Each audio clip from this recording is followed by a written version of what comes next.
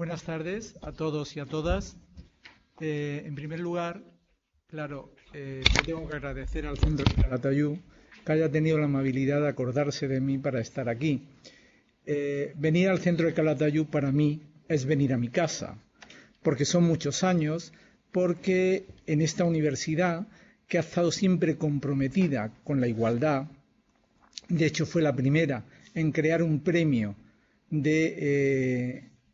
para temas de género que lleva el nombre de la primera rectora elegida democráticamente, Elisa Pérez Vera, en España, y que fue la primera rectora de esta universidad, lo mismo que somos la única universidad que hemos tenido dos rectoras, y que creo que por ahora van a ser solo dos rectoras. Lo digo porque estamos en etapa de elecciones y creo sinceramente que fruto de un compromiso importantísimo, me lo van a permitir, que para eso soy su vicerrector, es el rector actual. Y Ángela y yo recordamos cuando hace apenas 2 años y medio, nadie apostaba por hacer un congreso internacional sobre la represión de la mujer en el franquismo, y fue el rector, Alejandro Tiana, el que echó para adelante, ¿verdad?, sí. Frente a un sector bastante, digamos, carcurnia, claramente, y nos apoyó literalmente a ella y a mí para que se celebrara ese congreso. Y por eso yo creo que, bueno, él, que ahora mismo yo hablo con él hace 10 minutos antes de entrar, es evidente que ha apoyado siempre esto y la recuperación de la memoria histórica. Quizás el mejor libro que ha habido y que hay ahora mismo en el mercado sobre las misiones pedagógicas es obra de Alejandro Tiana. Entonces, él, que tiene especial predilección y conciencia sobre lo que es los centros asociados, este centro es uno de los centros principales de esta universidad. ¿Por qué? No solo porque lo dirige una mujer, que ya me parece importante, sino porque antes, cuando lo dirigía Julio Fuentes, que lo de mérito no me gusta nada porque suena mayor, entonces el que ha sido el director tanto años, apostaba por cosas que eran impensables, porque hace, creo, si no recordar, 12 años se organizaron aquí unas primeras jornadas sobre violencia de género, ¿no?, que vino Elisa Pérez Vera, entre otras personalidades, ¿no?, o Mabel Pérez Serrano, que era la primera mujer que dirigió el Instituto de la Mujer, ¿no? Entonces, el centro, yo creo que era importante que acogiera en el Día de la Mujer una recuperación de la memoria histórica de lo que ha ocurrido con esas mujeres y de lo que ocurre hoy día con las mujeres. La riqueza de esta universidad no es, lo digo sinceramente, cada uno de los profesores. Yo creo que nosotros no existiríamos si no existieran, primero, los estudiantes, que es la verdadera riqueza de esta universidad. Estudiantes que, si no estudiaran en la UNED, no podrían hacerlo en otra universidad. Personas con cargas familiares, con trabajo, etc. Y, unido a eso, la gran riqueza es los profesores tutores, que además se nota que nos quieren y que son amigos, porque si no comprenderán, la presentación que ha hecho Juan José Morales es fruto de esa amistad. No se crean ni la mitad de lo que ha dicho, desde luego, referido a mí mismo, ¿no? Y esa es otra gran riqueza. Y eso todo funciona porque existe un centro asociado de la UNED que se implanta en toda España, en el territorio español, y somos los grandes difusores, creo yo, no solo de conocimiento universitario, sino la implantación cultural en todos esos territorios. Y eso se debe al esfuerzo de los directores, de las directoras de esos centros, que tratamos de apoyar desde la UNED de Madrid, de lo que es la UNED central, si quieren llamarla así. Pero yo creo que sin los dos ejes esenciales, los estudiantes, los equipos directivos de esos centros y, desde luego, los profesores tutores, esta universidad no sería nada ni habría llegado casi a cumplir 50 años. Y a pesar de lo que digan algunos, no hemos retrocedido 50 años. Yo creo que se ha marcado una meta y la meta es llegar a lo mejor a 100 kilómetros. Probablemente a lo mejor no lleguemos hasta 20, pero desde luego no vamos a retroceder. Creo que la UNED se merece el seguir adelante y, desde luego, difundir y tomar conciencia en un día como hoy de la lucha por la igualdad. la lucha por la igualdad de miles de mujeres que, de las que vamos a hablar ahora y las que ha hablado Ángeles Ejido, son quizás las precursoras de que hoy podamos estar aquí. Dieron su vida, muchas de ellas dieron su vida física y, transmitieron a sus hijos, a sus descendientes, esos conceptos y esos valores. Que parece mentira que en el siglo XXI todavía se siga en este país con un poder tan omnímodo de la Iglesia Católica, ¿no? Que se permita el que circule un autocar con el lema que todos conocemos. Eso es pura intolerancia y, evidentemente, es la idea del pensamiento único, lamentablemente, aunque se desmarquen, auspiciado por el partido que está en el gobierno en la actualidad, porque son quienes les concedieron el carácter de utilidad pública y quienes le han dado las subvenciones. Entonces, cuando me decían esta mañana, es que no se tendría que celebrar el Día de la Mujer. Sí, se tiene que celebrar y se tiene que tomar conciencia de cuál es la situación que lleva a no solo a una discriminación laboral, sino también, y en los sueldos, sino una discriminación en distintos ámbitos de la sociedad. Cuando se mide la labor y la gestión de una mujer, no se mide lo mismo que es la gestión de un hombre. Y eso se lo dice una persona que ha tenido el privilegio de colaborar con la anterior rectora de esta universidad, con Araceli Maciá. Las críticas de cada labor que hacía, de cada actuación que hacía, eran medidas de otra manera, hasta en el modo de vestir. Yo no he visto criticar a nadie si el rector lleva una corbata roja o lleva una corbata verde. Pero la rectora era criticada hasta el modelo de zapato que llevaba. Entonces, y estamos en el siglo XXI, señores, o sea, no lo olvidemos. Bien, dicho esto, yo voy a tratar de hablar desde un punto de vista de las cárceles, de otro punto de vista, si quieren, desde el punto de vista de un jurista. De un advenedizo, yo lo digo siempre. Cuando en Historia del Derecho yo en esta universidad dirigí durante mucho tiempo unos cursos de doctorado que eran los derechos que la mujer no ha tenido, evidentemente tenía muchísimos alumnos porque era enormemente novedoso, y más en Historia del Derecho. Quiero decir que la única persona que me animó a eso fue Tomás y Valiente, porque me decía, digo, mira, yo ya he escrito de los visigodos, he escrito de la donación en la Edad Media, he escrito del feudalismo, de los fueros, del fuero de Cuenca, por ejemplo, de los virreinatos, pero a mí yo creo que hay que recuperar el siglo XIX y XX de este país, porque si no vendrán de fuera y no lo harán, que es lo que ha venido ocurriendo continuamente. Entonces él me dijo, me acuerdo perfectamente que fui a verlo, él presidió mi tribunal de tesis, fui luego a verlo al Tribunal Constitucional y me dijo, Jorge, tú eres joven, tú tienes que hacer lo que te guste, lo que te apetezca, lo que realmente, márcate una línea, lo que realmente te dé satisfacción. Y de ahí vino el empezar a trabajar en el siglo XIX y lo primero que hice fue sobre Clara Campoamor, que era, no sé si es un mérito, pero era el primer hombre que escribió algo sobre el sufragio universal de la República y sobre Clara Campoamor. Todo lo demás lo habían hecho mujeres. Porque además esto llevaba a un machismo absoluto, dicho incluso por catedráticos compañeros de mi escalafón. Eso, no voy a decir la palabra, bueno, sí lo puedo decir porque eso son mariconadas. Y eso déjalo para las niñas, que ya bastante hace. Literal, ¿es así o no, Ángeles? Sí, claro. Y entonces era como un terreno vetado y si un historiador del derecho se metía en él, era como rebajar el nivel.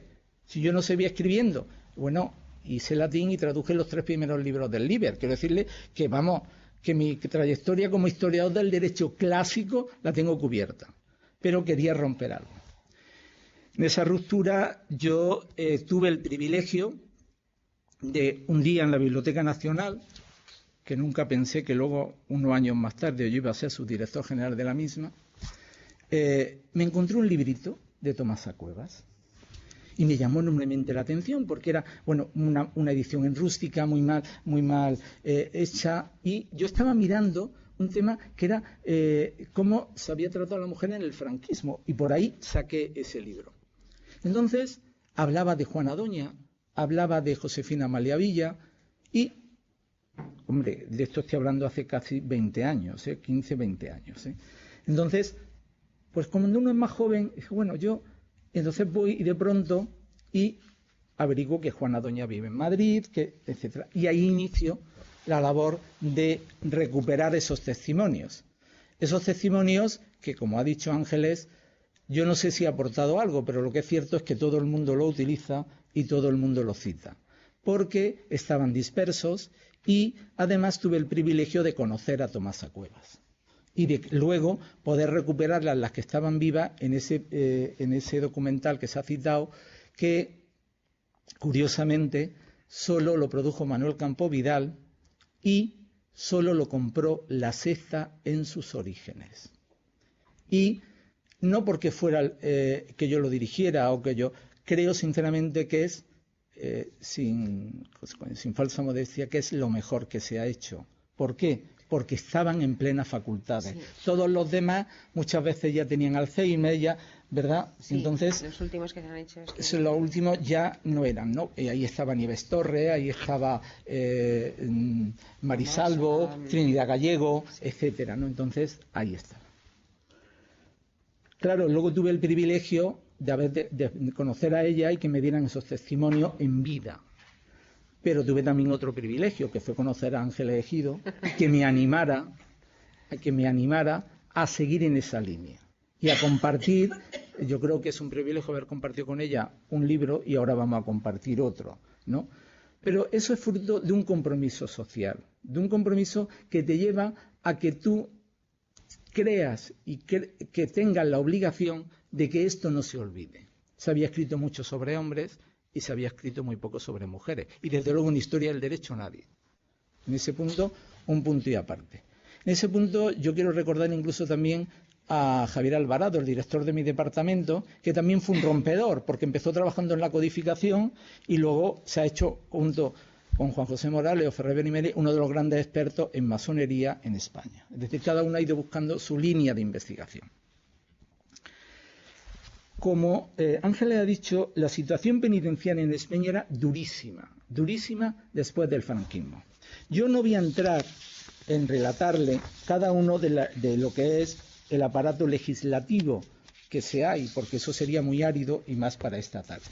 Pero sí me gustaría que tuviéramos en cuenta todo lo que se hizo en la etapa anterior. Es decir, si me permiten, diría que rendir un poco un homenaje a la República Española. La República Española en la etapa,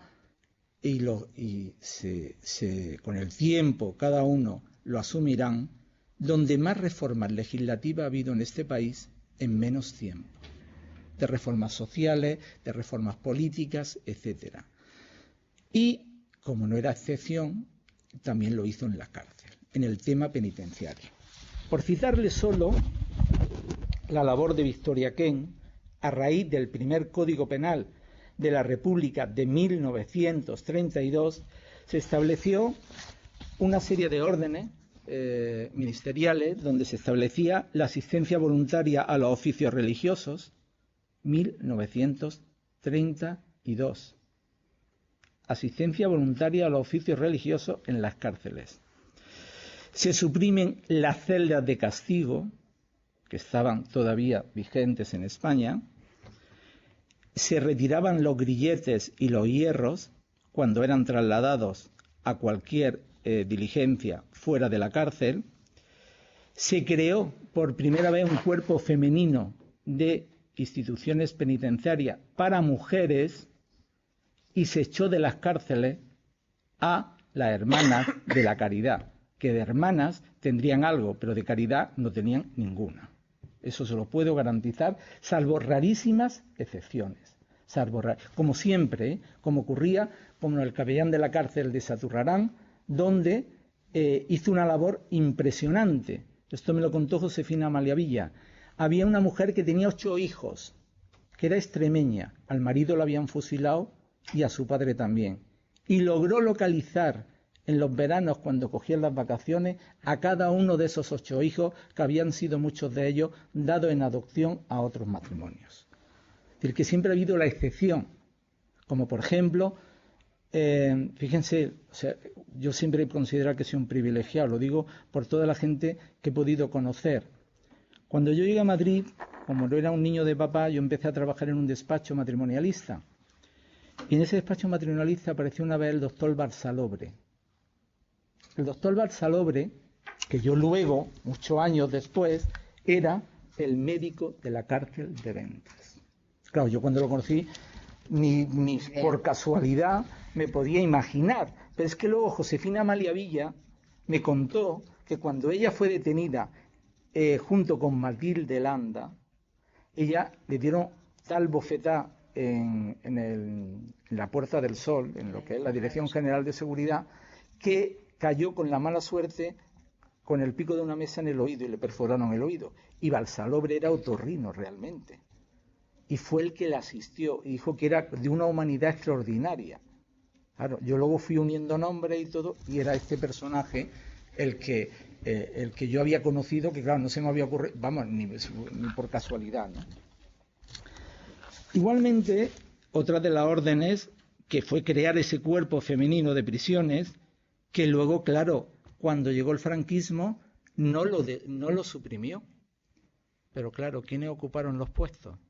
La mayoría de las mujeres, de falangistas, etcétera, en las cárceles. Algunas, mejor ni recordarlas. Bueno, su actuación. Y cuenta que las republicanas fueron represaliadas por haber sido nombradas por Victoria Kent, y una de ellas está fusilada. Claro, dos mujeres, dos funcionarias, fueron las dos primeras fusiladas de la cárcel de Ventas, dos funcionarias de prisiones, exacto. Se creó un instituto penitenciario para el perfeccionamiento de los funcionarios de prisiones, es decir, para educarlos, para hablarles de la reinserción social, etcétera. Se creó también un establecimiento por primera vez en España, un establecimiento psiquiátrico hospitalario para aquellos que tenían cualquier problema de tipo mental.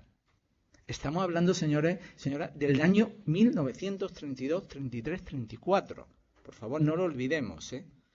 Y, por último, incluso se creó una cárcel especial, específica, para lo que llamaríamos vagos, maleantes, etcétera, para que una especialización dentro de las cárceles. Sí. El que no estuvieran, digamos, conviviendo desde aquel que era un asesino, aquel que de alguna forma había tenido cualquier otro tipo de actuación o cualquier otro tipo delictivo. Esto fue la labor de la República. ¿Qué ocurrió cuando llegó el franquismo? Pues se instaló la mayor de las intolerancias que se puede ver en todo el ámbito de España, y la idea del pensamiento único. Y además utilizaron a las mujeres, que había sido una constante, ayer lo decían en una conferencia en la entrega del premio Elisa Pérez Vera, se utilizó a la mujer como un botín de guerra, nunca mejor dicho. Porque muchas de ellas, y esto Ángeles lo sabe mejor que yo, y los testimonios nos lo han contado, fueron detenidas exclusivamente por ser mujer, madre, familiar de alguna persona que era republicana o sencillamente rojo. Es decir, aquellos que de alguna manera habían contribuido a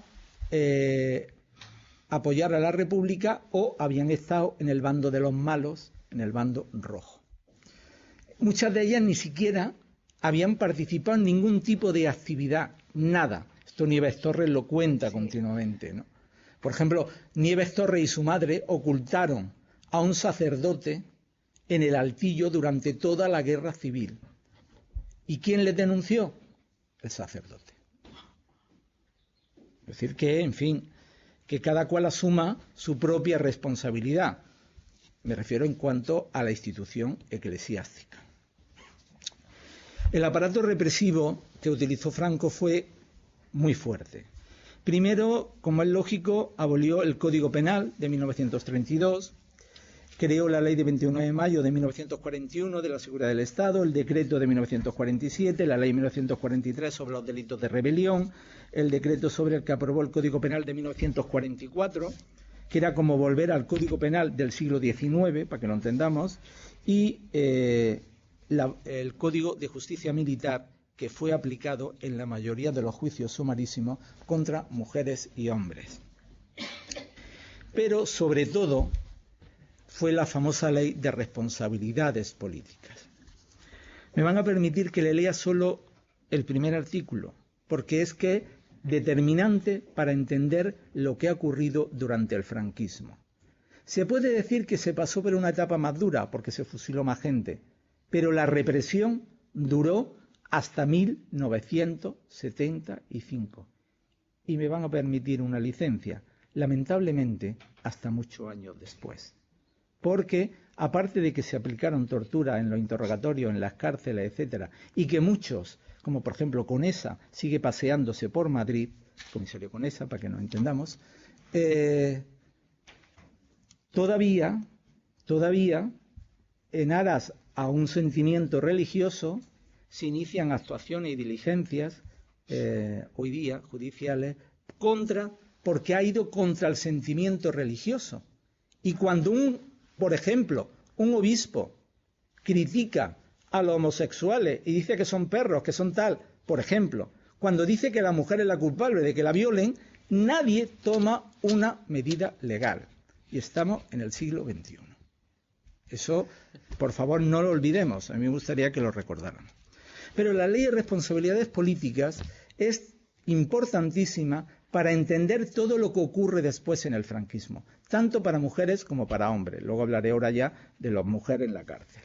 Que se declara la responsabilidad política de las personas, tanto físicas como jurídicas, que desde 1 de octubre de 1934. ¿Por qué se elige 1934? Todos sabemos que se proclamó la República con el Frente Popular y en 1934 llegó el Bienio Negro. ¿Se acuerdan?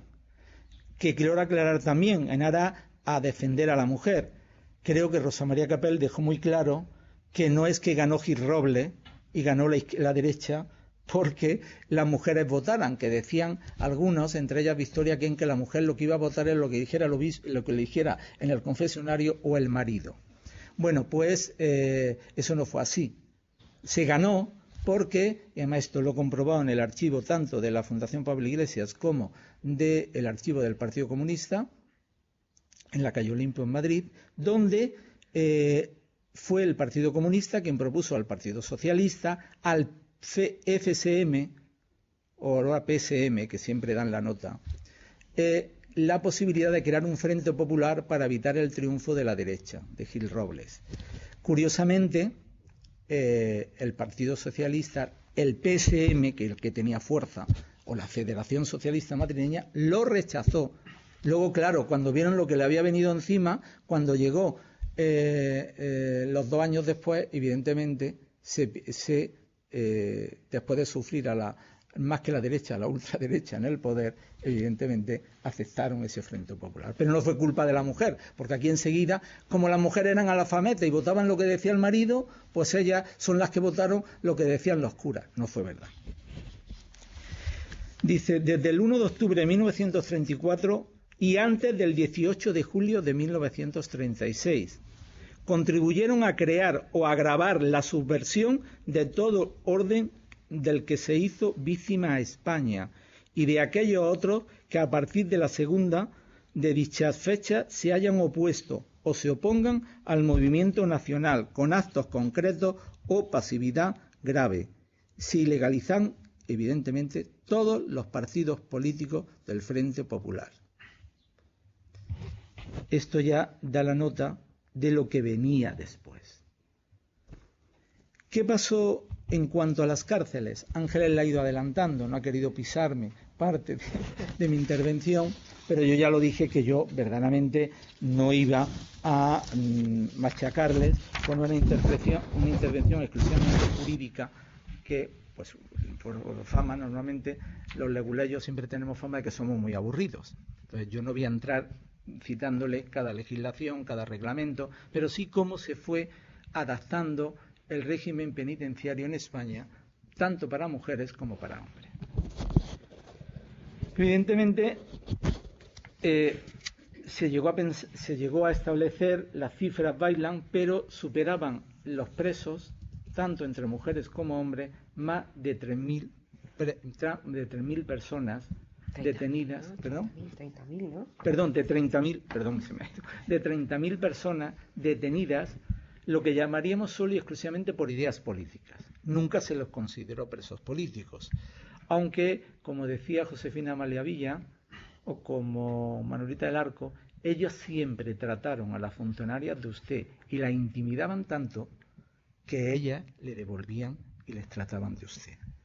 Aparte de los que otros recibían todo tipo de insultos, incluso vejaciones y violaciones. Pero ellas se ganaron el propio respeto en la cárcel para que fueran tratadas, a diferencia de las piculinas, de las prostitutas, etcétera, de esa manera. Llegó un momento en que, si los datos a mí no me fallan, en 1940 había procesado y en distintas cárceles 270.000 presos, entre hombres y mujeres. 270.000 presos, todos por ideas políticas. No estamos hablando del preso común, del que hubiera robado, del que hubiera asesinado, no, presos de tipo político. Y entonces se inicia lo que ha adelantado Ángeles, una política de que hay que vaciar las cárceles. Aquello era insostenible porque no había forma de mantenerlo, ni siquiera económicamente. Y eso dio pie a que se inicie toda una serie de sistemas de redención de penas, en primer lugar para los hombres. En primer lugar para los hombres. Y las mujeres, de nuevo, quedan en un segundo lugar. ¿Y por qué el hombre sale de la cárcel y puede redimir por trabajo? Pues claro, era una mano de obra muy barata, que se utilizó para muchos medios. Bueno, desde carreteras, desde pantanos, todos los pantanos del famoso franquismo lo hicieron presos de Franco. Presos de Franco. Pero además, a las mujeres, ¿cómo le iban a posibilitar salir de las cárceles? Pero lo que no se dieron cuenta es que si salían los hombres y iban a arreglar las cañerías de la cárcel de Segovia o de Ventas, crearon, sobre todo entre militantes del Partido Comunista, una red de comunicación que era muy curiosa. Bueno, yo creo que en Segovia todavía están, si no me equivoco, porque yo la visité cuando hicimos el documental. En los servicios, entre las ranuras de los azulejos, con papel de fumar se dejaban mensajes, que fue el antecedente de la huelga que ella ha contado. Porque esa huelga fue con motivo de la visita a España de Eva Perón. Y entonces enviaron, si no me equivoco, no era un comité internacional, yo creo que era una periodista, era Pilar Claudín. Bueno, mandaron a la cárcel y ya habían adelantado lo que ocurría y establecieron que una persona, que una de ellas, diera la cara y contara lo que estaba pasando. Pero ese sistema de redención de penas no se aplicó a las mujeres, sino años más tarde. Y se le encargaron trabajos de todo tipo dentro de la cárcel. No solo los ajuares, por ejemplo, era muy habitual que en venta, en los talleres y en las Corts de Barcelona, se trabajara mucho creando no solo uniformes militares, sino monos de trabajo. Esto hacía que ellas muy astutamente sisaran tela, etcétera, y construyeran. Y cuando venían las visitas, las sacaban para sus familiares, porque la compensación era mínima, ¿no? También, perdón, lo vendían fuera, claro, para mantener a sus familias. Imaginaros que todos los familiares que tenían un preso o una presa en la cárcel no podían ser contratados legalmente por ninguna empresa, porque necesitaban un certificado de adhesión al movimiento, y ese certificado no se atrevía nadie a dárselo. Entonces eso conllevaba una discriminación y una situación de miseria absoluta. Y además en esto quiero romper una lanza, porque algunos que reescriben la historia han llegado a afirmar que algunas de las, incluido de la familia de Juana Doña, que ejercieron hasta la prostitución y que tuvieron relaciones con algún falangista por obtener algún beneficio económico. A mí me gustaría saber quién es capaz de juzgar a una mujer que tiene unos hijos y que para conseguir un bote de pelargón o un bote, una tableta de chocolate o una lata de leche condensada, se permite ahora decir que ejerció para ello la prostitución. Por eso, la película de las 13 rosas es mejor no verla. Porque además las presas, si os fijáis en esa película, salen con combinaciones de raso y media de ¿cómo se llama esto? De cristal de esa época, vamos, imposible, ¿no? Yo me acuerdo que cuando estaban rodando esa película, yo llevé a Mari Carmen Cuesta al rodaje y nos fuimos. Para rematar la reunión, salen bailando claqué en la cárcel de Venta en 1939. Es decir, vamos, es un disparate absoluto. O sea, ni siquiera no está respetada la historia, es que realmente no era así. Se creó también una comisión de examen de penas, que no había habido en el franquismo y que la crearon exclusivamente para vaciar las cárceles. Se creó también unas comisiones provinciales de clasificación de presos para determinar qué tipo de preso era el que podía obtener la libertad condicional o dónde se le enviaba a qué cárcel, si eran más peligrosos, si eran menos, etcétera. Pero ¿esto benefició a las mujeres? Hombre, pues sobre todo a las más mayores, porque se permitió que las que eran mayores de 65 años pudieran abandonar la prisión. Fue el único beneficio que le aplicaron. Curiosamente, hablando de la cárcel de Saturrarán, eso tú lo sabes también, a Trinidad Gallego la detuvieron a su madre, a ella y a su abuela. La madre de Trinidad Gallego, dicho por Trinidad Gallego, no era, digamos, como tan militante ni como su abuela. Entonces, cuando la clase de Saturrarán visitaron a su abuela, que estaba de estas que hacían las visitas el día de la Merced, que era donde le hacían las fotos, las vestían con el uniforme, le dejaban ver a los niños, pues, y hacían la foto para que decir, bueno, el patronato había funcionado magníficamente y que bueno era Franco y el sistema penitenciario. Bueno, pues para que vean cómo eran algunas de ellas, luego contaré otra anécdota de Tomasa Cuevas. Ella se acerca y le dice: abuela, ¿y usted a qué está condenada? Pues yo estoy condenada a 30 años. Dice: claro, pero dada la edad que tengo, creo que le voy a dejar de ver algunos. Entonces, claro, esto que suena como una anécdota era la fuerza que tenían por dentro para decir esto. Como cuando detuvieron a Tomasa Cuevas en Barcelona, y fue una caída, que se llama una caída esta generalizada, donde le manda uno de los que habían caído un mensaje que le dice: Tomasa, no te calles y cuenta lo que sepas, porque ya ha hablado todo el mundo y la han detenido. Y entonces ella contestó y le dijo: no, es que yo tengo un problema, yo con la policía no me hablo. Entonces, quiero decir, además eran, bueno, de una fuerza extraordinaria, y como dice Ángeles, lo hemos conocido ya muy mayores, sí, pero eran... Todavía. Bueno, Josefina Amalia Villa nunca pidió a la Comunidad de Madrid ninguna indemnización por los años de cárcel. Nunca, absolutamente, nunca. Otras sí, pero ella no en concreto. Luego, la vida en el régimen penitenciario de las mujeres, se podrían contar muchas cosas, se podrían contar muchas barbaridades, o algo como se dicen que es morboso. No, es que era así. Era como lo ha contado Ángeles, y mucho más, sí, y muchísimo más. Pero yo me gustaría reivindicarla en positivo.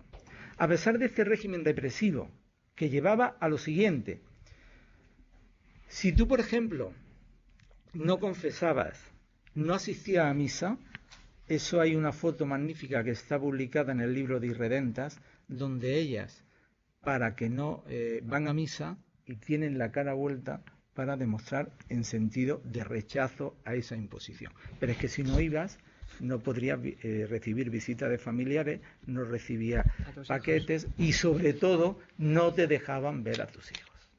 Que solo estaban en la cárcel un día al año. Sí, el día de la Merced, el día 24 de septiembre, solo ese día, ¿no? Pero ocurría también con los penales de hombres en Burgos, porque solo iban los niños a verlos en el día 24 de septiembre y nada más. O sea, no les dejaban verlos más. Pero para una madre todavía es mucho peor.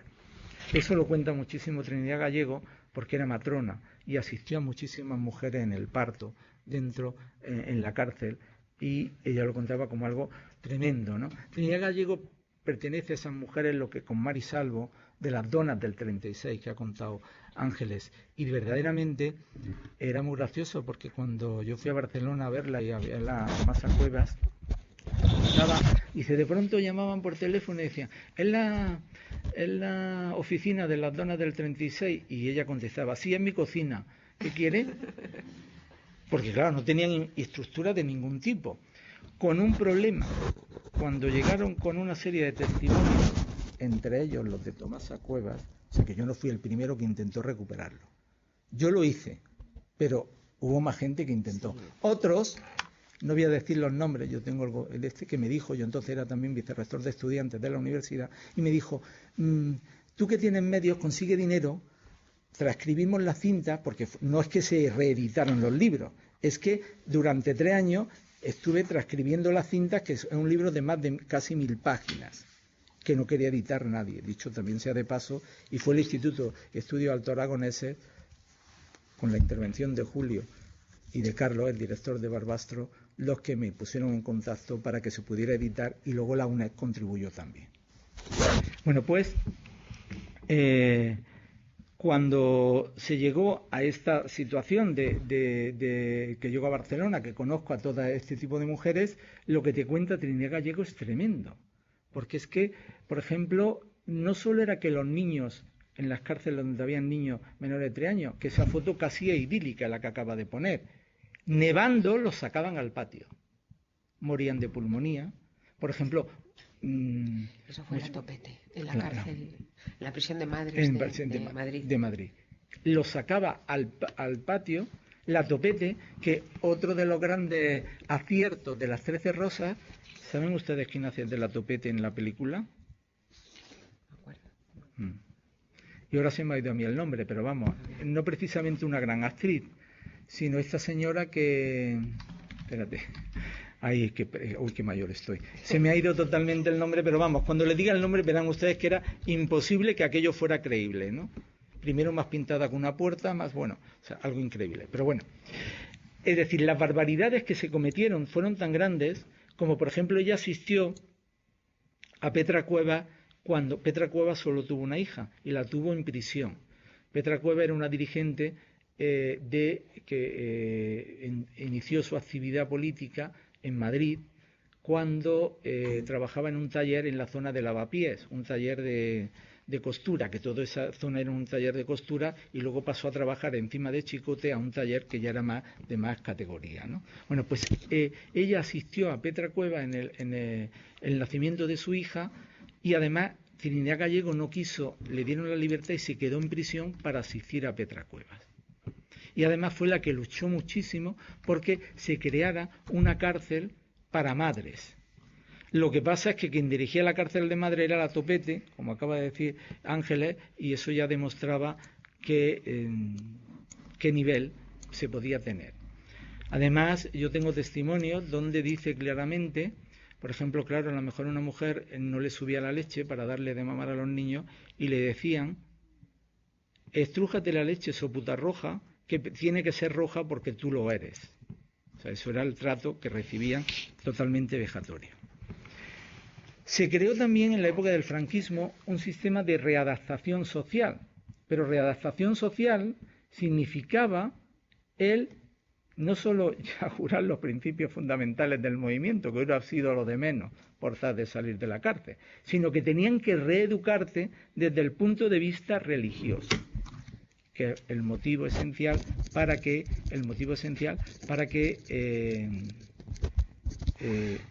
asesinaran. Yo soy más partidario de que no se suicidó. A Matilde Landa, como era incapaz de doblegarle a nadie, la empujaron. Yo en mi teoría, Quinar, que es el mayor experto, vamos, yo tuve el privilegio de presentar su libro en la Biblioteca Nacional con su hija, con la hija de Matilde Landa en la primera fila. Pero es que me cuesta mucho trabajo que una mujer de esa fortaleza se suicide para no hacer eso. O se la quitaban de en medio o no iban a lograr convencerla. Y claro, es como la muerte de los generales de Franco, todos murieron de infarto o en accidentes de avión. Mucha casualidad fue, ¿no? Claro. Y mi compañera, que es un encanto, me ha buscado el nombre de la actriz que hizo de la Topete, Leticia Sabater. Si ustedes creen que eso tiene alguna credibilidad, pues ya le da el nivel de las 13 rosas. Pero quien le habla, fui a Bruselas, ¿te acuerdas? Claro, eran los niños del franquismo, los niños que estaban allí. Y claro, la película, yo que iba a criticarla enormemente, cuando acababa, la gente lloraba desconsoladamente. Entonces, claro, tuve que darle la vuelta, hacer una crítica lo más mínima posible, porque claro, para ellos, claro, lo positivo de la película es que todo el mundo se enteró quién eran las 13 rosas. Claro. Pero nada más. Pero además es que era increíble porque el libro de Carlos Fonseca era extraordinario y realmente la adaptación fue nefasta. Era mucho mejor La voz dormida. No es que sea una maravilla, ahí discrepamos Ángela y yo, pero bueno, mucho mejor, ¿eh? Sí, muchísimo mejor. Primero las actrices, todo el mundo mucho mejor elegido.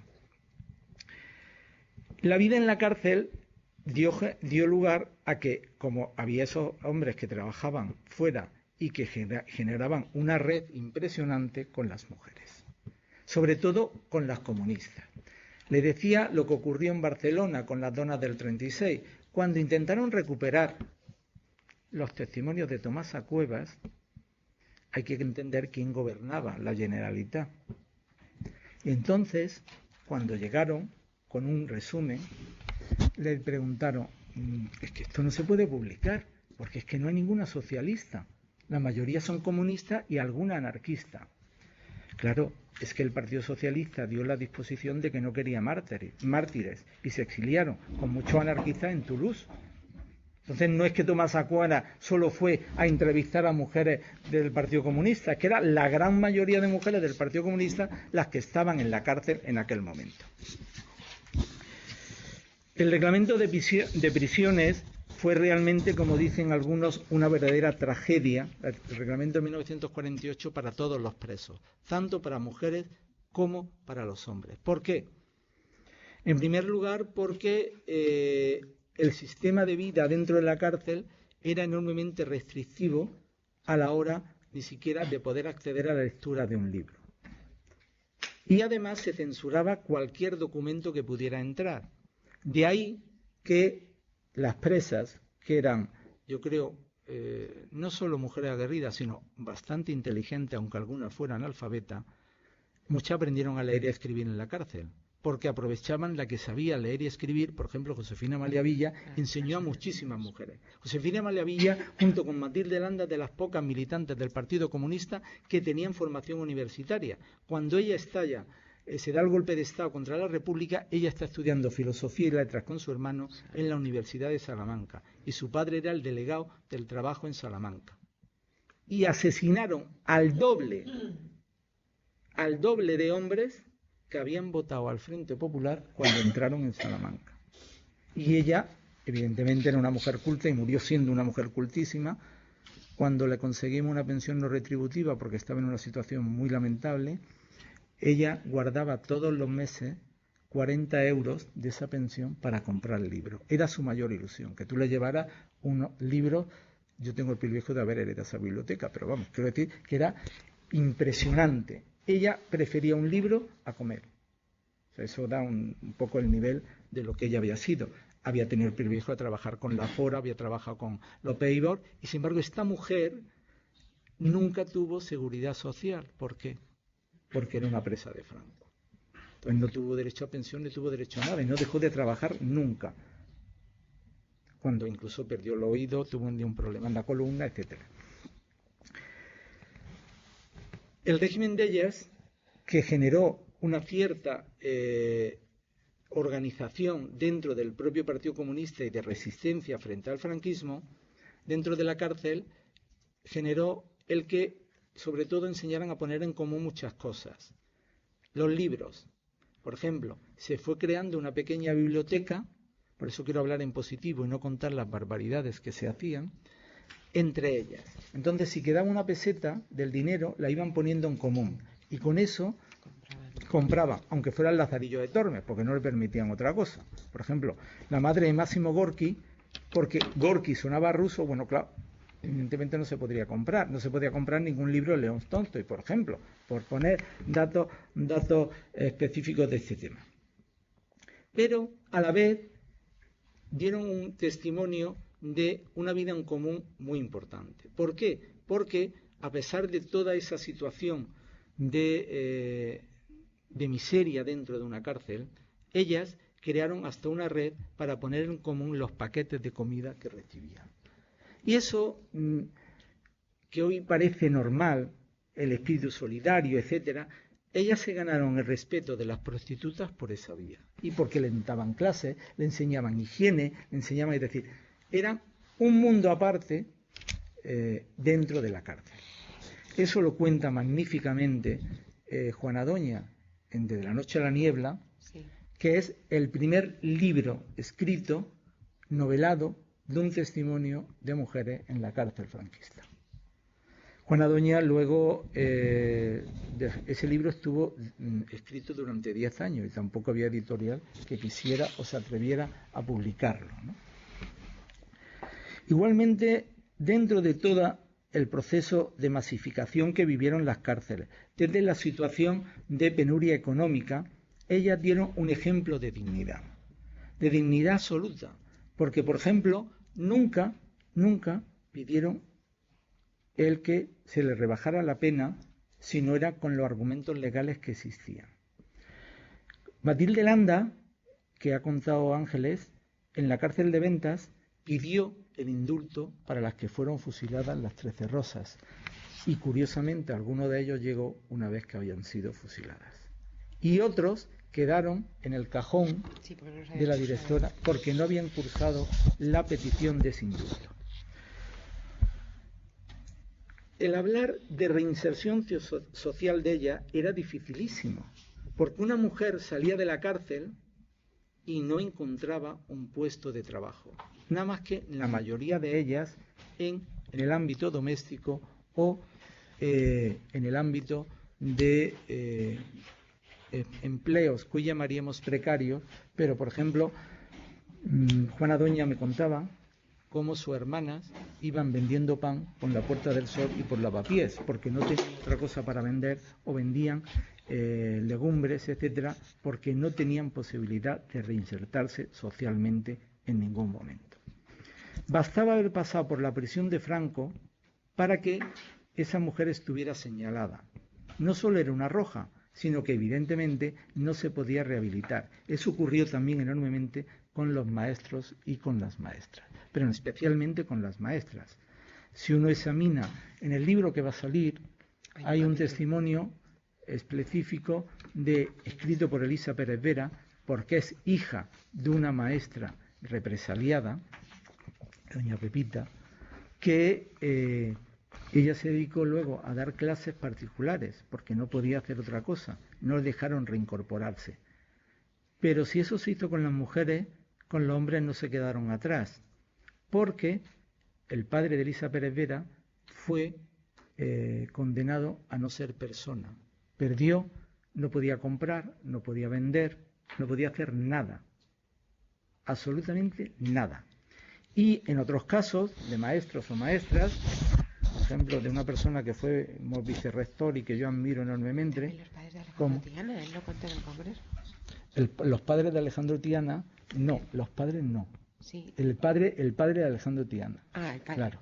Y luego la madre de el padre y la madre de Miguel Ángel Pérez Priego, catedrático ahora ya emérito de la universidad y vicerrector hace muchos años conmigo, como vicerrector de centros asociados. Su padre estuvo 8 años en la cárcel y la madre era farmacéutica y el padre era maestro. Los desterraron del pueblo y lo volvieron a condenar porque daba clases clandestinas a los analfabetos. Y a ella nunca le dejaron volver a ejercer como farmacéutica. Es decir, la reinserción de la mujer, la depuración fue bestial, algo impresionante, ¿no? Y además las cárceles volvieron a estar dominadas por las monjas.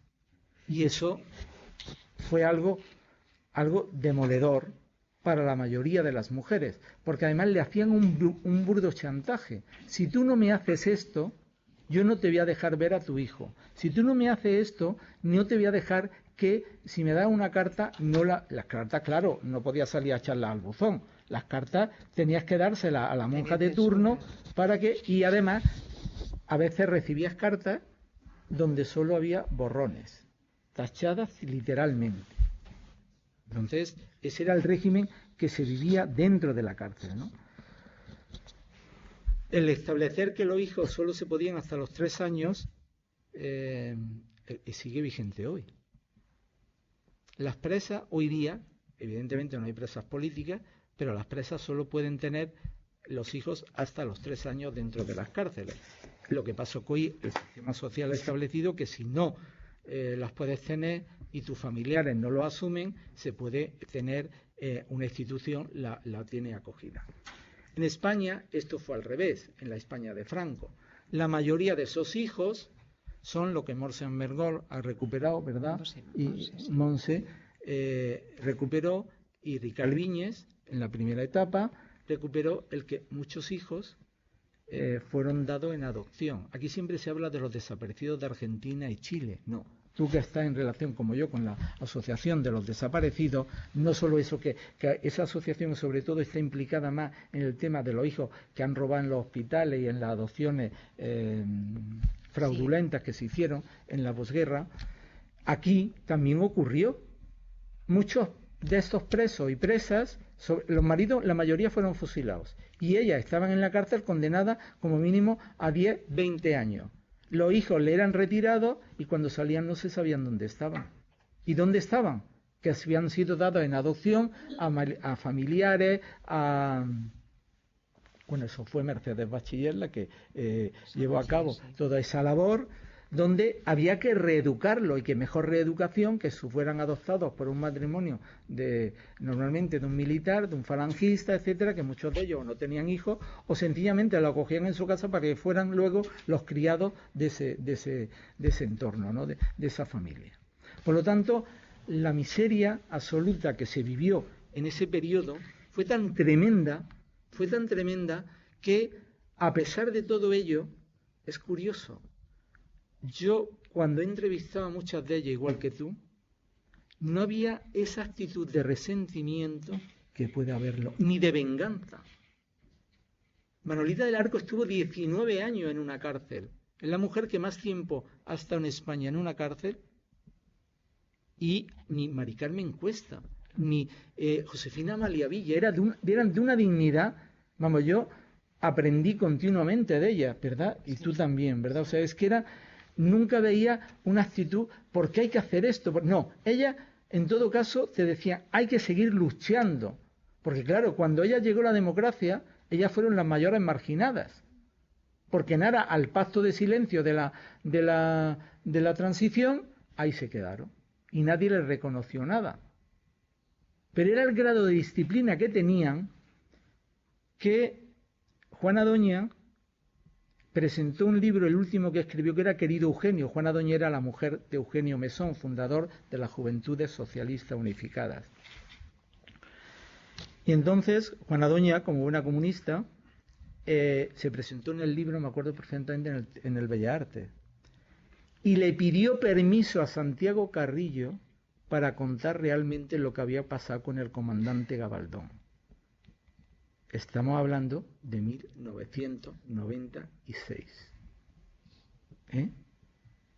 Entonces, en aras a ese silencio, una vez más, ¿quiénes fueron las olvidadas? ¿Quiénes fueron las represaliadas? De nuevo, la mujer. Un ejemplo. A Miguel Núñez, marido de Tomasa Cuevas, se le hizo diputado. Del PSUV. Y yo siempre dije, y lo mantengo, vamos, yo el día que le hicieron el homenaje me marché. Porque uno se puede desenamorar de una persona, eso no hay duda. Pero lo que no puedes es machacarla vilmente. Y menos ser un dirigente comunista. y hablar de igualdad y hablar de todo esto. A él lo hicieron diputado y a ella, para que cobrara una pensión, le ofrecieron contratarla de limpiadora y que fregara las escaleras de la sede del partido. Eso demuestra el índice de machismo y discriminación incluido dentro de los grandes partidos de izquierdas. De izquierda, que estamos hablando del Partido Comunista. Tomasa Cuevas había hecho las labores de enlace mucho más duras que podía haber hecho su marido, hasta tal punto que pasaba armas por la frontera. Y ella cuenta que se sentaba en la estación al lado de los guardias civiles, vestía de negro y en los bolsos llevaba las armas. Y le preguntaba, señora, ¿pero dónde va usted? ¿Por qué se siente así? Es que yo al lado de ustedes me siento más segura. Claro. Se jugaba la vida. Se jugaba la vida y luego el partido hace a él de diputado, que evidentemente la dejó por una señora mucho más joven, mucho más espectacular, y dejó a la pobre. Pero eso me parece normal. O sea, no lo critico. Tú te puedes desenamorar, pero lo que no puedes es abandonarla como la abandonó. Le quitó la casa. La metió en una residencia. Cuando yo la encontré, estaba en una residencia en Barcelona. El dinero que se sacó del libro, como es evidente, yo no cobré nada. O sea, lo digo, vamos, no por mérito, porque a mí me pareció que aquello era una labor de un compromiso social. Se dedicó para comprar una silla de ruedas, para mejorar la situación de ella en la residencia, etcétera. Nunca más volvió a verla. Y encima tuvo la poca vergüenza de coger 20 testimonios de ella y reeditarlo en un librito y cobrar los derechos de autor. Claro, es que encima ella, que había sido el artífice de todo ello, una vez más se le arrincona y se le hace el homenaje a él y de ella se olvida. Por eso creo que era importante que personas de la categoría de Ángeles Ejido o un humilde historiador del derecho tuviera la posibilidad de que esto se supiera, de que esta mujer ocupara el puesto en la historia de mujeres que se merecen. Porque todos hablamos, mañana vamos a hablar de dos mujeres importantísimas, tanto Juan José Morales o, por ejemplo, de Margarita Nelken, de Matilde, de María Montessori y de Margarita Nelken, de Clara Campoamor. Pero es que hubo muchísimas mujeres en el franquismo de las que nadie habla y la labor que hicieron fue mucho más importante. Y por eso hoy, casi ya día 8 de marzo, en pleno siglo XXI, recuperar la memoria es recuperar la posibilidad de que no se vuelva a repetir la historia, porque no hay que olvidarlo. Miremos a nuestro alrededor.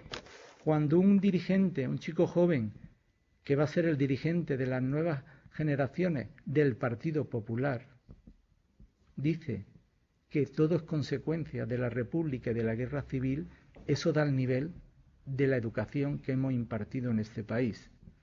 No hay que olvidarlo. Para que no se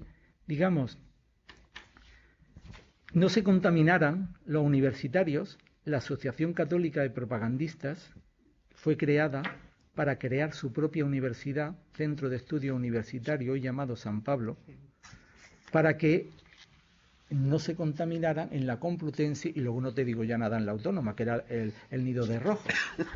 Entonces, esto no hay que olvidarlo, porque si un chico joven que pretende dirigir un partido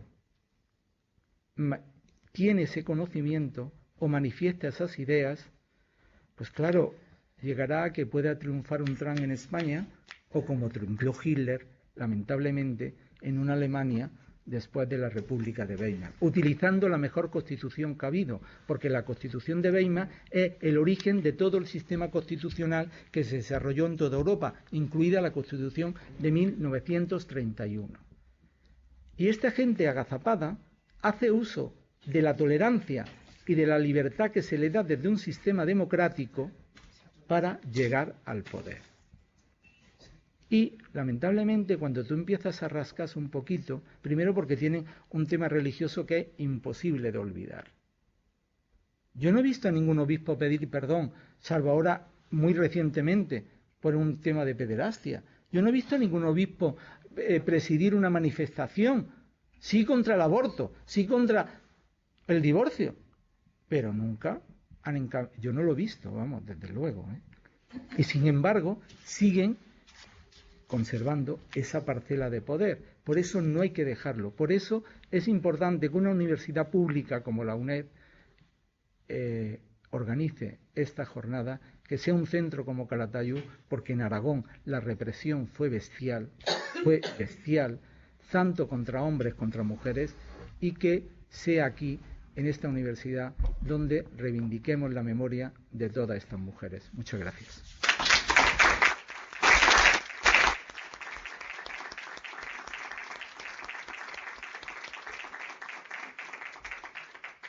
Bueno, según el programa tenemos ahora una pausa, ¿no? Sí. ¿La hacemos o, sí, yo creo seguimos? Que podríamos hacer una pausa y a continuación pues seguimos todavía con Rosa María y habrá un tiempo para un coloquio. Descansamos. Sí, hay media, ¿verdad? Muy bien.